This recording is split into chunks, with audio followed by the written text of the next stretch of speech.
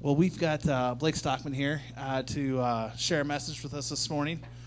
Blake is one of these guys that when he comes to town, we'll go grab a coffee here either at my office or I think one time it was at the ice cream parlor. And we'll sit and talk about church and ministry and just life in general to the point where like our wives are like, are you ever coming back? I mean, We're out shopping. right.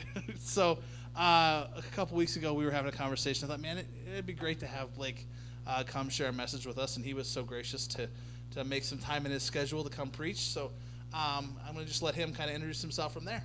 Cool. It's my honor to be here, too, because I've been sneaking in the back every once in a while, a couple times a year, just make sure Luke's treating you guys right. You know, I just want to make sure, like, Luke, keep it up, buddy. Yeah, my name is Blake Stockman. My wife is Jennifer Stockman, my beautiful bride. She is not here, so I'm very sorry. My better half is missing. But she is in Bellevue, Nebraska with our little daughter, 1-year-old, who is a handful on a short trip. So we decided that was probably best for everybody's sanity. And then my son's back there, Malachi. Hi, bud. This is the first time he's hearing me preach since he was like 2 months old. So it's like really exciting for me and nervous at the same time. And he's not even going to pay attention. It's fine. So I am a dad, and I was a junior high pastor at one point, so I have every permission to make lame dad jokes. And so part of a sermon is usually you try to get the trust of everybody, and you try to introduce yourself. And so I'm going to make some lame dad jokes, and I'm very sorry. COVID. All right, everybody knows what's going on with that. But Walmart has that mandate for masks, and everybody's kind of like, oh, I don't know if I'm going to go there anymore. Everybody's like, I love going there because there's masks. I don't care what side of the fence you're on, but as Christians, I think we have an opportunity here really for some real estate to advertise a little bit. So like on the back of a car, you put your little sticker on there. You see like the little fish, and everybody has a fish. And then at one point, like, the atheists put like the Darwin thing with the fish with the feet, you know what I'm talking about? And then there was the Christian one with the fish, the ichthus, eating the Darwin fish. You know, we're a very creative group of people, Christians. And so I thought, hey, this mask thing, like whether you're for it or against it, like whatever, but like if you're going into Walmart, you might as well like have some fun with it. So I thought of some ideas. So if you're a marketer or you make t-shirts or whatever, feel free to this is free game. You guys can take it, make money on it. I will take payment in coffee. So first one is the little ichthus, right? Like, hey, why not? But like instead of eating like a Darwin fish, it's like eating COVID, like on your mask. So it's like very appropriate, relatable. You could do one where it's like WWJW. So it's like, what would Jesus wear? And it's like Jesus wearing a mask. That's kind of fun. The last one is my favorite because I'm a bit of an introvert, and anything I can do to deter people from talking to me, especially like at the barber or whatever, you're like, hey, like, so in small print, you're like, if you can read this, ask me about my Lord and Savior. And people are like, whoa, hey, like, I'm like, that's right. Because when you're a pastor, everybody's like, what do you do for a living? And they're like, well, I'm a pastor. And they're like, oh, they regret it. The moment they hear that, they're like, I regret it. And then they start confessing sins, and it's awkward. So before I was a junior high pastor, I was a behavioral service technician at a hospital. I worked with kids that had behavior issues, and they expanded from everything from ODD, so oppositional defiance disorder. Basically, it just means they don't like authority, to like OCD, which is my favorite because they're always the crazy ones, and I'm like, yes, I like you. So this is the part of the sermon where I grab you in, right? So like everybody loves a good almost stab story. So I was almost stabbed once in this environment where a kid, he was a great kid, trusted him. All of a sudden I turn around to go talk to another kid, and I turn around, and I see this pencil flying at me, and he's like trying to stab me, and I'm like, Jackie Chan just like blocked it away. I didn't know that Jackie Chan and I were related, so that was cool to find out in that moment. I was like, there's got to be blood there, just how quick. And then, natural transition from that environment in a hospital, I went to junior high ministry. It's like the same thing, just every week you're getting stabbed almost, every time, and you're just blocking all the pencils away.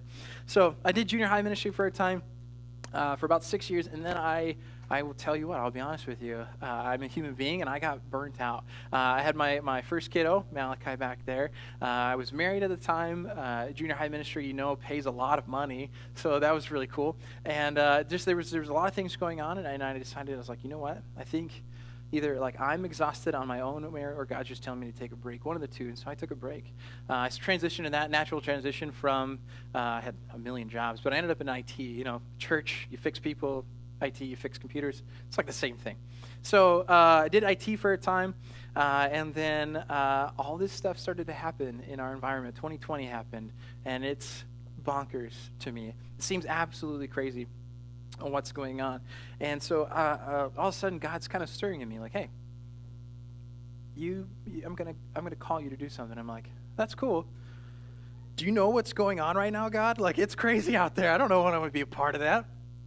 The world is changing, and how do we be a church in a changing world? This is the part of the sermon that I'd introduce the problem, right? So I'm teaching you how to preach. So you're going to go out from here and take turns, and Luke's going to have a nice year-long break. So everybody's going to preach after this and teach you how to preach. So here's the problem. We need to figure out how to be the church in a changing world, and it's scary. There's a new movie out. I think it's only available on Apple TV or something, so maybe you haven't seen it. It's called Greyhound. If you do get a chance to see it, it's fantastic. Tom Hanks sold, right? Everybody loves Tom Hanks. He's like the one guy in Hollywood that like nobody has a problem with. It's just like, it's Tom Hanks. He's fine.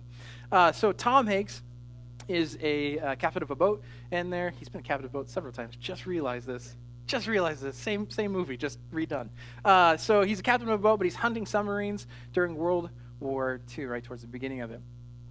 Scary, but at the beginning of this movie, he has there's always a love interest. It's just like this minuscule one, though.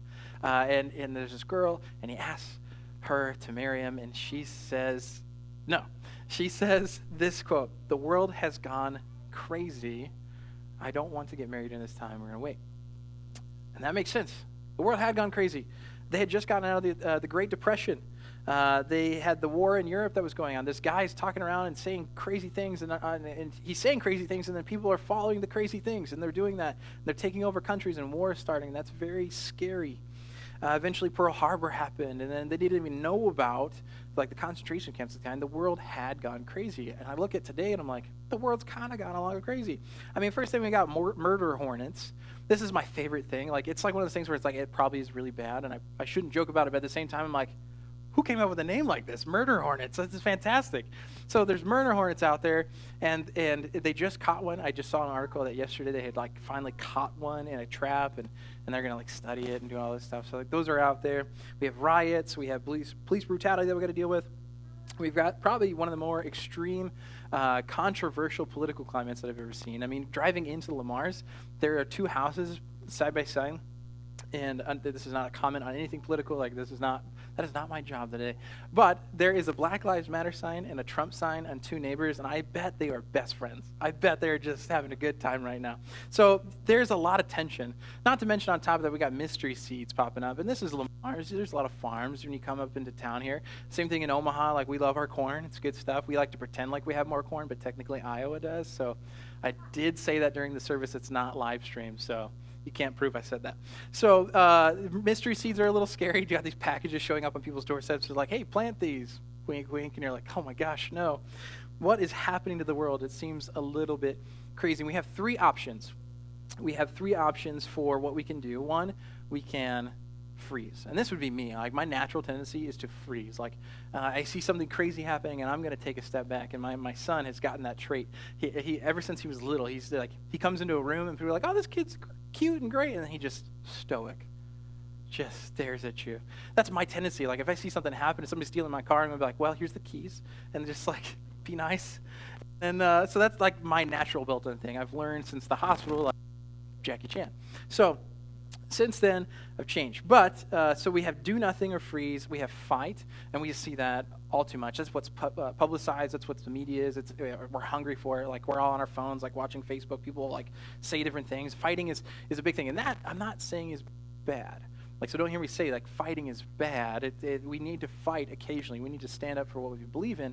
However, I feel like maybe there's lost sight in that. So you could lose sight in fighting. Fighting is not necessarily bad. Just make sure you're fighting for the right thing. The third one, keep calm and carry on. I think we all maybe know that phrase. If you don't, I just learned some information about it. Carry on, thinking this is from World War II, and it was. There was a bunch of posters posted up when the raids on Berlin or the raids on London were happening, and they were really scared about it. And Churchill wanted to have some phrasings out there that were just encouraging people, and so he made up a bunch of posters that said "Keep calm, carry on." And then, like just 2 days ago, I found out like they never really posted any of them. They posted 5 posters. They like printed like 200,000. And like in my head, I was like, oh man, these are everywhere. That's cool. That's history. It's not. Like somebody in 2000 was like, that's a marketing scheme. I'm going to pull that back out of history and see what goes on. But the phrasing rings true. Keep calm and carry on. C.S. Lewis is one of my favorite writers. He was a soldier in World War I. He comes into World War II. He is preaching at a church in Oxford, talking to a lot of people that are students in that congregation. And he's like, why study? Why take time to be in school when there's a war going on? The war is at our doorstep. Shouldn't we all be fighting? Shouldn't we be putting down our pencils and picking up guns and participating? And he goes to speak and to justify the fact, like, no, we need to study. And he says this quote, and we could put it on the screen here. The war creates no absolutely new situation. It simply aggravates the permanent human situation so that we can no longer ignore it. Human life has always lived on the edge of a precipice. Human culture has always had to exist under the shadow of something infinitely more important than itself. The world has always been heading toward heaven or hell. Ever since sin entered this world with Adam and Eve, the world has had sin in it. Death affects almost 100% of people. Enoch, Elijah, I'd like to be technical here. They got scooped up. I would love to get that gig where God's just like, you're not going to die. I'm just going to take you up to heaven. Like, can I be the third? Could that be a thing? I'm praying it tonight. But death affects almost 100% of people, aside from those two lucky guys. We have always lived on the edge of a precipice. We're going to go into our story today. So if you're taking notes on how to do a sermon, this is the part where you introduce the scripture. There you go. See, all preachers, Luke, you're going to have a lot of time off. So we're going to go into Matthew 14. You're welcome to open your Bibles. I'm going to tell it like a story. I'm going to be pulling from little bits of John, Mark, and Matthew in this. All of them reference this story. And while you're opening up to Matthew 14, put yourself in the shoes of the disciples for a second. So we have these ordinary men. We have these men who were tax collectors and fishermen. That'd be, think about grocery store guy, gas attendant. You may think that they don't amount to more than that, but that is not God's perspective on us, is it? So here we have these fishermen, these tax collectors, and Jesus says, hey, you're going to come with me. And I'm like, okay. Like, they at one point weren't the first picked when to play kickball. Like, they were that guy. So Jesus calls them up, and he shows them all these amazing things that happen. So at the midst of our story at Matthew 14, but prior to this, these men have seen Jesus preach sermons that were absolutely mind-blowing, a lot like you guys are experiencing today. No, I'm just kidding. That's terrible. I do not think of myself like Jesus is preaching. But Sermon on the Mount happened. I mean, think about that. Like, it just turned the world upside down. These guys see it. And not only do they see him preach it, but they see him do it. He starts healing people, blindness and sickness. The people that can start walking. He sees calming the storm, raising the dead, casting out demons, and feeds 5,000 people right before our story picks up. That is phenomenal. Like, if I were them, I would be absolutely terrified. I'd be like, this guy is doing a lot of things, and I don't know what to think anymore. Everything's, what was black is white, and what white is black, and like, I just don't know what's happening anymore. So these guys are with Jesus in the feeding of the 5,000, and they just took like a few loaves of bread and a couple of fish, and they're just like, hey, let's go and feed 5,000 people, and it happened. Well, the crowds, obviously, if you're in the crowd, you're like, this is sweet. Like, that guy, Jesus, I'm going to make him king. And so Jesus recognizes, like, oh man, the crowd's getting a little crazy. Like, you guys go off in a boat, you're going to Sea Galilee, and I'm going to shoo these guys away as often as the teachers did in that time. They were able to dismiss. And so Jesus dismissed the crowds, and then, introverted Jesus, he goes up to a mountainside. He's not really introverted. He's very people-oriented, but he's up in the mountainside praying. So the disciples were with them. They're on the boat. They're at kind of the middle of the sea a little bit. They could see land if they could see it. But it's between like 3 a.m. and 6 a.m. So you can imagine that maybe dust is just peeking over. But with the clouds, they said it gets windy. These disciples are starting to fight for every inch that they're getting across that sea. And it's getting hairy. It's tough. And these are fishermen. Like, fishermen wouldn't write into a story that it's tough if it wasn't tough. Like, I imagine it for them, it would be like, this is the thing. I just went on a boat with my brother. He's a rescue swimmer, and he took me into the ocean, and I definitely got, like, nauseous, seasick. I didn't throw up. My buddy did, and I was very proud of the fact that I didn't, and he did. But that was messy. That was crazy. And this boat's just rocking. going up and down. My brother's like, what's the big deal? Buck up, kiddo. And I'm like, oh. So I can imagine being in their shoes, like fighting for every inch. Like, yeah, maybe you're experienced, but like if you're noting this, that's pretty intense. It is dark and there's a lot going on. The guy that's been doing all these miracles isn't there right now. So you're like, okay, I've seen this guy calm a storm, but he's not here. So this is getting hairy, tired. And off in the distance, they see this thing walking toward them. They don't know what it is yet. They're like, what is that? I've never seen a fish do this. This is crazy. And as it gets closer, one of the guys, maybe a couple of them, it mentions a couple, so maybe like one guy initiated, and they're like, yeah, that seems legit. They're like, it's a ghost. Jewish teaching at the time, so like these guys were Jewish, ghosts don't exist. Culturally, they thought ghosts exist. And I'm like, is this a Scooby-Doo? Like, it's never a ghost. Like, it's never, they always catch the guy, they pull off the mask, they're like, nah, it's not a ghost. Every single time. And yet every time they're like, it's a ghost. So Scooby-Doo's out there saying, like, it's a ghost. And Jesus calls out to them, seeing that they're fearing. It says, like, hey, it's me. He even references maybe like the like, I am kind of a comment, like, I'm God, like, chill out. And do not be afraid. He specifically says, do not be afraid. Going back to Tom Hanks here and like Captain Phillips, like, all right, guys, I'm the captain now. Look at me in the eye. Do not be afraid. This world has a lot going on.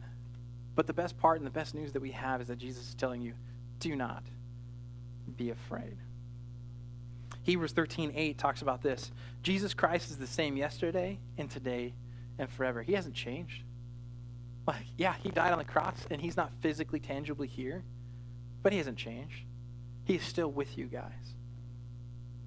Do not be afraid. Deuteronomy, if you want to go old school, we got Deuteronomy 31:6. Be strong and courageous. Do not be afraid or terrified because of them, for the Lord your God goes with you. He will never leave you or forsake you. Do not be afraid. Jesus has always been there and will always be there. This brings us to a part of our story where we meet Peter. He's been introduced several different times in the Bible. But in this story, we meet Peter in this, and he stands out amongst all the other people that are like, it's a ghost. He's like, okay, if that's Jesus, I'm going to call out to him. So he calls out to him, and he says, Jesus, if that's you, command me to come to you on the water. Mind blowing. Think about it. Like, he's saying, like, hey, if that's my teacher that I've seen do all these things, he's the only one. Note that. There are 11 other dudes, and this guy's the only guy that's like, nah, I could do this. Command me to come. And Jesus says, come. I'm going to look at you guys, and I'm going to tell you guys something. It's a little hard truths. Is that you guys will fail. You guys will be persecuted. And you will have to give up everything. In order to ask Jesus and get to that place where you can think, Jesus, command me to do something, in order to do that, he's going to ask you to do those things. You're going to fail. You're not perfect. Sin is in this world. And it's going to be tough. People are going to look at you and say, why are you doing what you're doing? And this world is only going to get more and more of a proponent of that mindset. America is not a guarantee that you will not be persecuted. In fact, we shouldn't bank on that at all.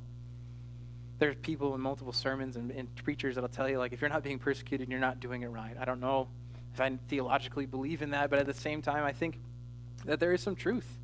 We do set ourselves apart, and this world is, at least our country, is going in a direction where that's going to continue to be exposed. But as Jesus asked to be commanded to come to him, and Jesus said, come.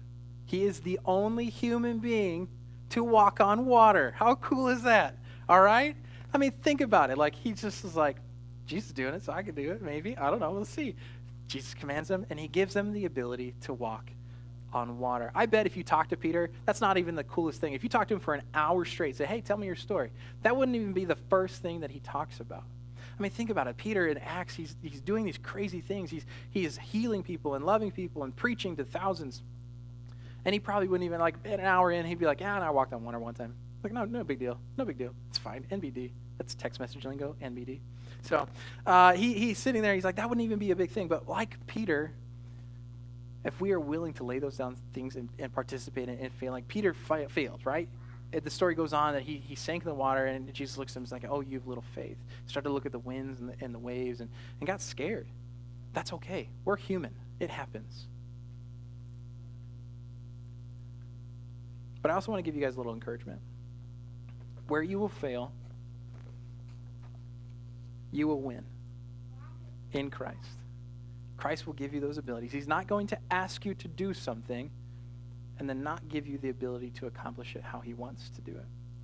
That's the best part, and that's the scary part. It's that big leap of faith, like Indiana Jones when he takes that first step out. Like, it's scary. You don't know. You don't know. You're like, I might fail. I might not. I don't know. You're like imagine Peter's mindset. But that's okay. Jesus is going to give you what you need to accomplish it.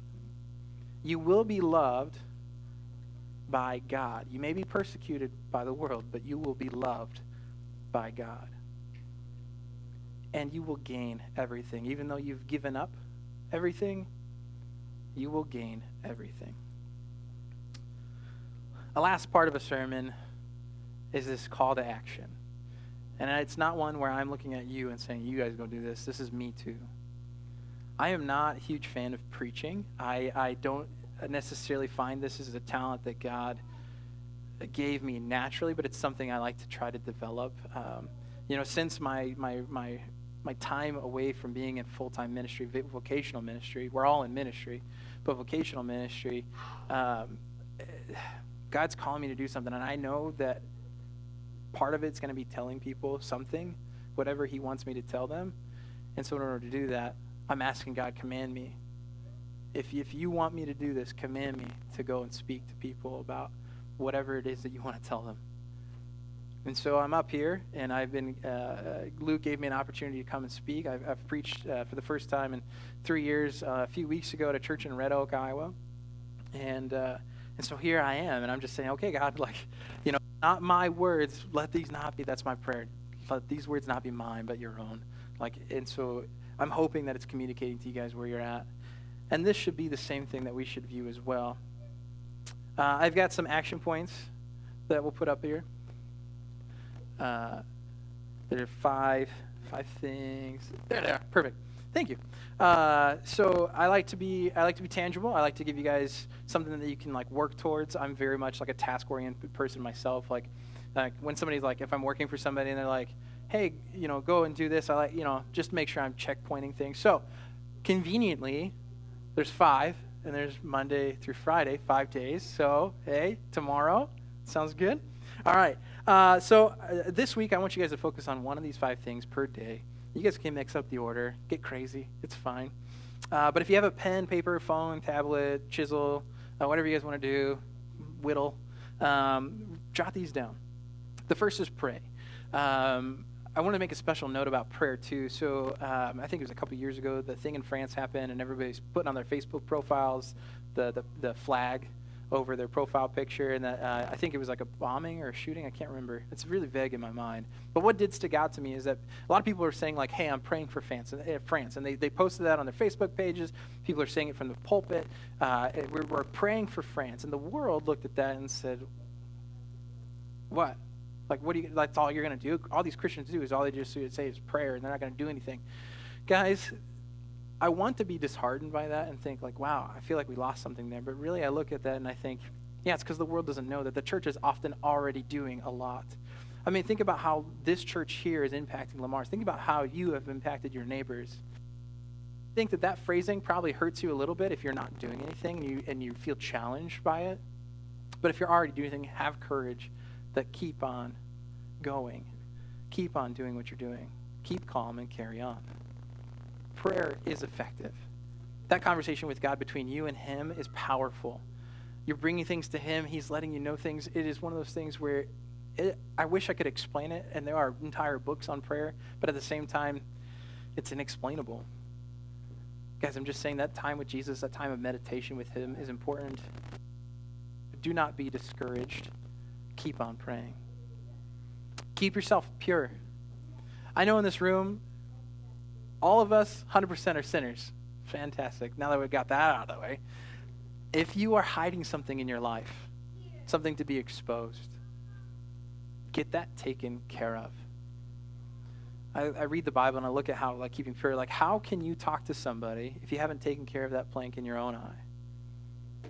Keep yourself pure. Get it taken care of. Let yourself be exposed. It's better to be exposed now under you and God's control than to have it happen when you're trying to do something else and it's